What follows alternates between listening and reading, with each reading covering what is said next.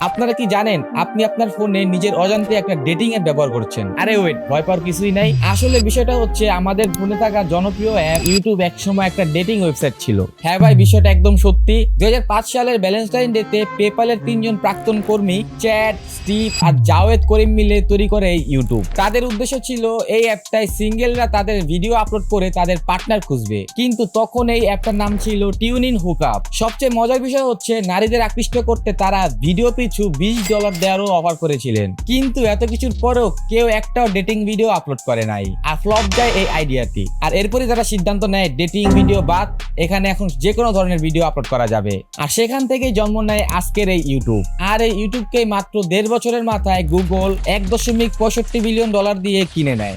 একবার চিন্তা করে দেখুন, যদি সেই ডেটিং আইডিয়াটি থেকে যেত তাহলে আজকের এই ইউটিউব কখনোই থাকতো না। আর এরকমই টেক দুনিয়ার সকল ফ্যাক্ট সম্পর্কে জানতে হলে ফলো দিয়ে রাখুন আমাদের ফেসবুক পেজ এবং সাবস্ক্রাইব করে রাখুন এও টেক ল্যাব।